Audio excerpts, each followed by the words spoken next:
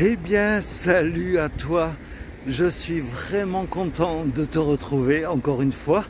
Mais voilà, c'est un plaisir, franchement, de pouvoir repartir sur les chemins de Saint-Jacques-de-Compostelle.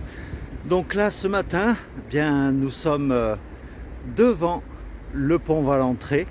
C'est la voie de sortie de Cahors pour continuer le GR65. Alors ce matin, il est un peu tard, hein, puisque je me suis réveillé tard, parce que hier soir, l'appréhension de devoir repartir, eh bien, j'ai eu du mal à m'endormir, donc et puis le temps de préparer de quoi manger, de dire au revoir à la famille, etc., etc. Donc là, il est 11 h passées du matin. Donc aujourd'hui, ça va être une petite étape, je pense. Mais bon, tu sais, hein, quand je dis petite étape, des fois, je me retrouve à faire 25 ou 30 km. Mais bon, là, c'est une journée de réchauffement, de remise en bain dans le chemin de Saint-Jacques. Et donc, bien, allez, tu me suis pour aujourd'hui? C'est parti. Aujourd'hui, donc, vendredi 29 avril, et c'est le jour 18.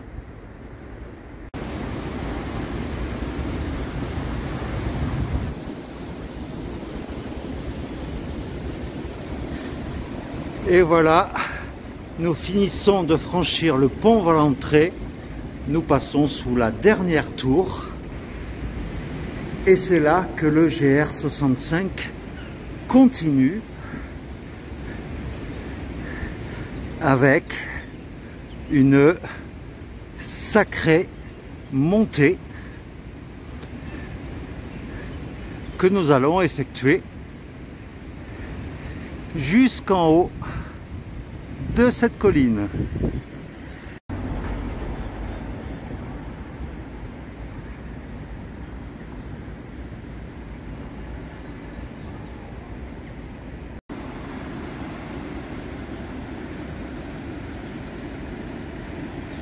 Voilà, ça grimpe raide d'entrée, quoi.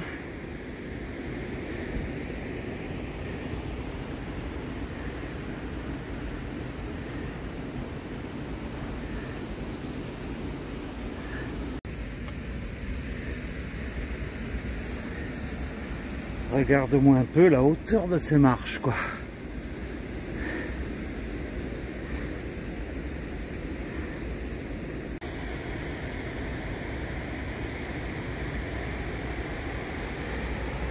Ah, il faut pas avoir le vertige, hein, je te le dis, moi. Mais bon, arrivé en haut, on a quand même une belle vue sur le pont Valentré, quand même.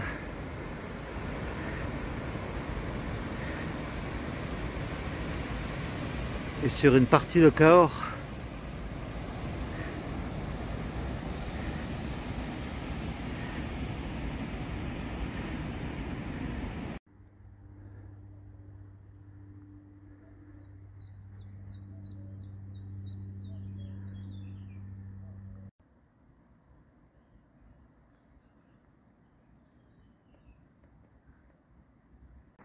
Alors, si une fois arrivé en haut de la grosse côte à la sortie de Cahors, tu fais un petit crochet à gauche, eh bien tu tomberas sur la Croix-Magne.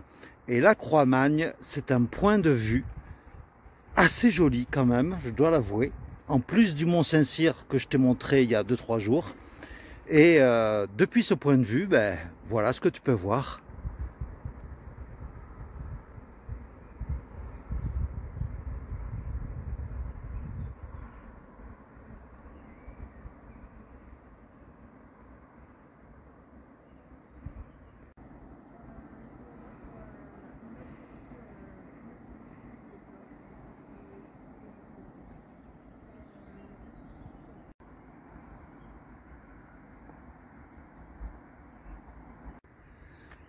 Mais bon, je pensais pas qu'il ferait aussi chaud, donc j'en profite d'être là pour enlever ma polaire parce qu'il fait vraiment trop chaud, quoi.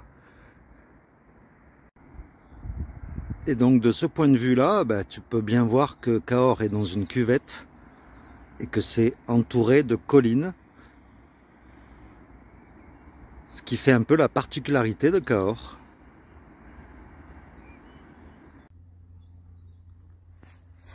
Et bien voilà, nous reprenons le chemin au milieu de chênes et de glands sur une petite route goudronnée qui normalement nous amène au prochain village qui est la Bastide-Marnac. Bon, aujourd'hui on remet la machine en route. Voilà, il faut se réhabituer au chemin après 5 jours d'arrêt. Voilà quoi, mine de rien, il faut se réhabituer à marcher, à monter, à descendre. Mais bon, je suis sûr que ça va vite revenir.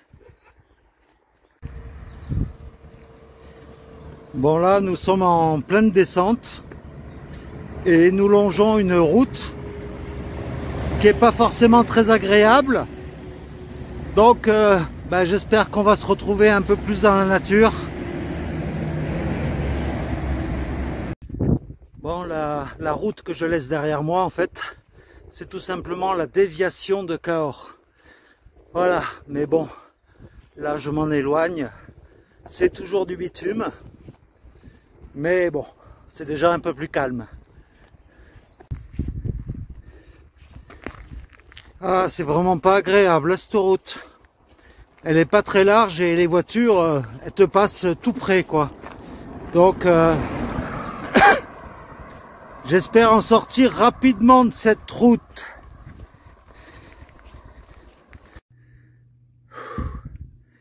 Voilà, j'ai enfin retrouvé un chemin.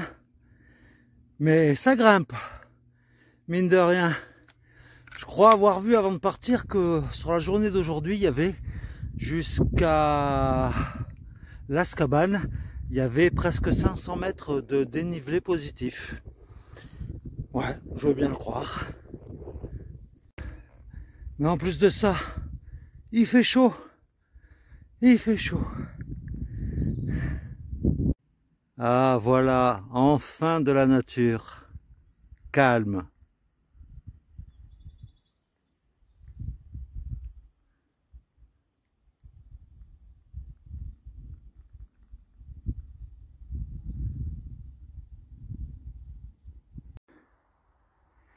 Eh bien, c'est une bonne remise en jambe hein, pour une reprise. Ça monte, ça descend, ça monte, ça descend. Et puis là, je suis encore dans une montée. Mais ça va quoi. J'ai retrouvé mon chemin et je suis content.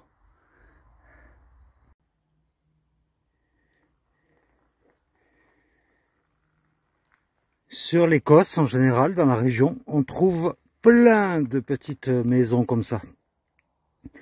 Et je me rappelle, quand j'étais gamin,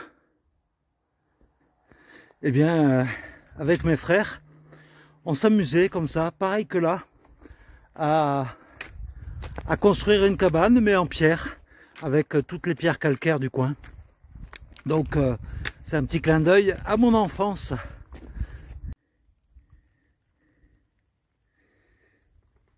C'est sympa ces petits chemins là qui longent des murailles en pierre. Voilà, là on retrouve le côté sauvage du chemin, quoi. Regarde-moi un peu ce petit sentier qui zigzague entre les arbres. Je trouve ça trop mimi.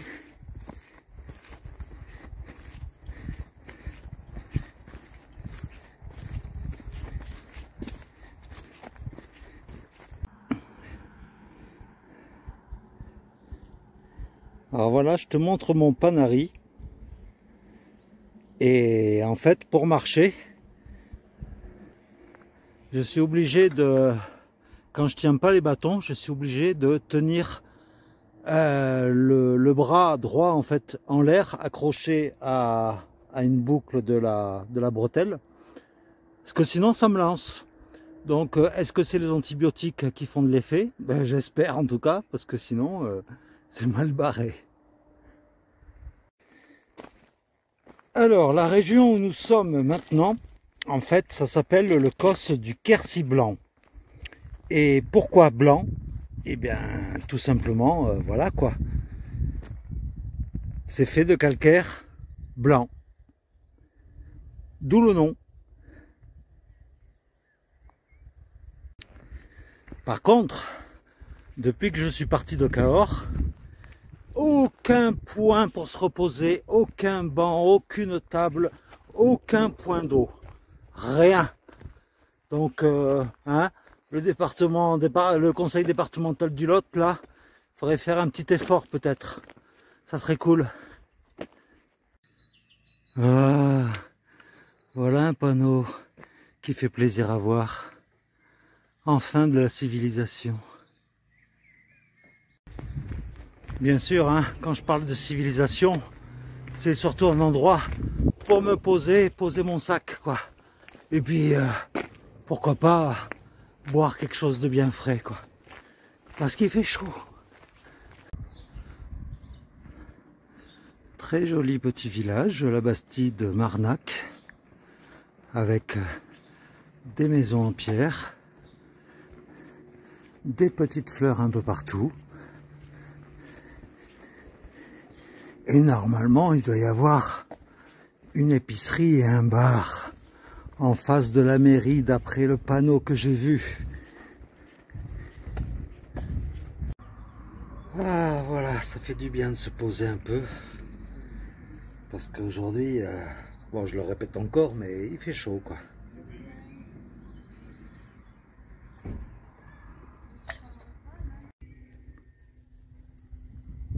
Le château de la Bastide Marnac. Bon, ça ressemble plus trop à un château, mais voilà, ça a l'appellation d'un château. Une petite caselle pour se poser. Avec dedans, bon, il y a une petite chaise. Mais en plus, là-bas, il y a des tables. Et il y a un coin où l'herbe est tondue, on a l'impression que c'est fait pour que les gens ils bivouaquent. Ça serait pas top, ça, franchement. Après, je suis un peu proche de la Bastide de Marnac, quoi. C'est juste à la sortie.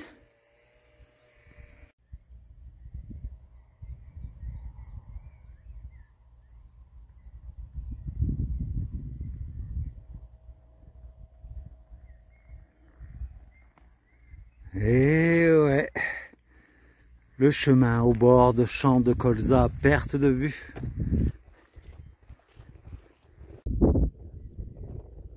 Elles sont quand même belles, hein, nos vertes prairies.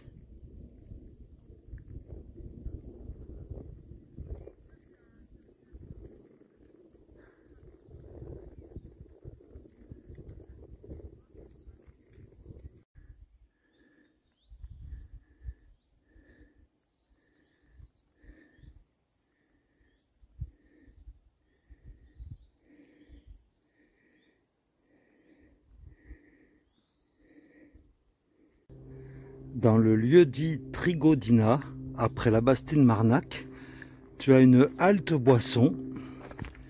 Et quand tu arrives, voilà, c'est des boissons en libre service. Donc voilà, c'est une question de confiance. C'est vraiment bienvenu, quoi.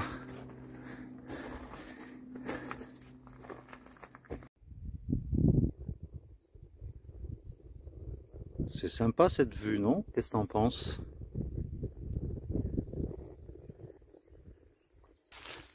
Eh bien, je crois que je vais bivouaquer ici, juste là,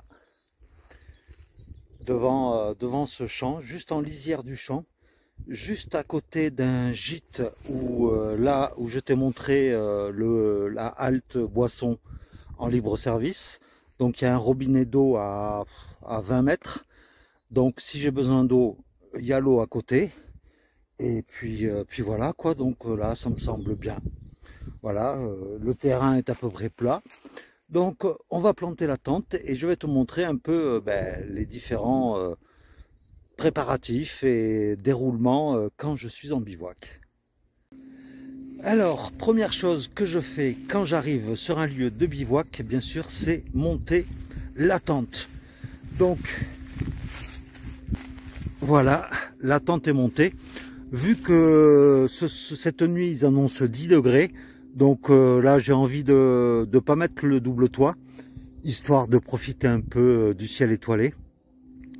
Et je ne sais pas si tu as remarqué, mais en plus du matelas pneumatique, en fait, qu'on m'a offert, j'ai pris en plus, sur les conseils de certains d'entre vous, j'ai gardé mon matelas en mousse.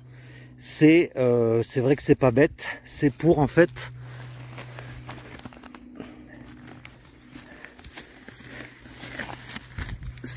protéger en fait le matelas pneumatique contre éventuellement des petits picots qu'il y aurait sur le terrain et tout, et avec le matelas en mousse en dessous, eh bien comme ça le protège, et puis comme ça je vais dormir doublement mieux, enfin j'espère, je te dirai tout ça demain matin. Au niveau de la literie, je sors également, une fois que j'ai gonflé le matelas, je sors également mon duvet, vu que c'est de la plume, comme ça il a le temps de gonfler et puis de faire tout son pouvoir isolant contre le froid. Ensuite, bon là c'est circonstance un peu particulière, mais bon, je fais mon bain de doigts, après l'avoir rincé à l'eau, on ne sait jamais, avec les cochonneries de la journée. Donc là je laisse tremper dans du daquin pendant 10 minutes. Ensuite, je fais ma petite popote. Et donc ce soir, on va manger du riz et poulet au curry. Voilà. Et en attendant que ça chauffe, eh bien voilà, j'ai pris une boisson au libre-service à côté. Bien sûr, 1 € la boisson. Voilà, ça vaut le coup. Et puis ça me fait mon petit apéro, quoi. Voilà, l'eau est chaude, je l'ai versée dans le sachet, je ferme et je laisse agir 5 minutes. Et après, je touille et je déguste. Voilà, c'est aussi simple que ça, de se faire à manger avec un repas lyophilisé quand on est en bivouac, quoi. Oh, je sens que je vais être bien cette nuit. Je sais pas pourquoi, mais pour ma première nuit de reprise, ça va être top. Et voilà, le repas est prêt, donc je le déguste et c'est bien bon en tout cas, hein. J'en avais déjà parlé au tout début, je crois au jour 1, où j'en avais dégusté un déjà. Donc voilà, bon appétit à toi. Bien sûr, je n'oublie pas de recharger mon téléphone avec ma batterie externe. Donc avec celle-là, je peux avoir 7 jours d'autonomie sans la recharger. C'est top, non ? Et puis après avoir mangé, ben, des fois je m'accorde un petit café. Donc voilà, un petit café instantané. Ça fait du bien, moi ça m'empêche pas de dormir, donc c'est top, c'est presque comme à la maison. Bien voilà, après j'ai tout rangé. Et puis ben là je vais faire le montage de la vidéo. C'est ce que je fais d'habitude quand je suis en bivouac. Et puis après je la mets sur YouTube. Et puis après à toi de te régaler, c'est éventuellement en regardant mes vidéos, puisqu'apparemment j'ai plein de retours positifs, donc ça fait hyper plaisir. Merci énormément à vous tous, quoi. Et d'ailleurs, pour vous remercier, hein, puisque nous sommes 1000 abonnés depuis hier, donc je t'avais promis qu'on ferait un live en direct, le premier de la chaîne d'ailleurs. Eh bien, je le ferai demain soir, samedi, 30 avril, donc, et je le ferai d'une ville un peu originale. Donc, si tu connais le parcours, tu dois t'en douter de quelle ville c'est. Mais voilà, ça tombe pile poil, en plus, c'est à 18 km de là où je suis. Donc, demain, je me lèverai assez tôt, quand même, hein, 18 km, histoire d'arriver tranquille dans l'après-midi. Et donc, il y aura le live donc demain soir à partir de 20 h, je pense. Voilà, avant qu'il fasse nuit quand même. Donc, bien voilà, j'espère que cette vidéo t'a plu. Et n'hésite pas à me laisser des commentaires en dessous de cette vidéo. Et puis, bien, je te dis à demain alors, hein, pour de nouvelles aventures. Et sous le soleil, je l'espère. Allez, je te fais de gros bisous. Et puis, ben, je te laisse avec... voilà, mon point de vue depuis ma tente dans laquelle je vais dormir cette nuit. Allez, à demain, bisous, ciao.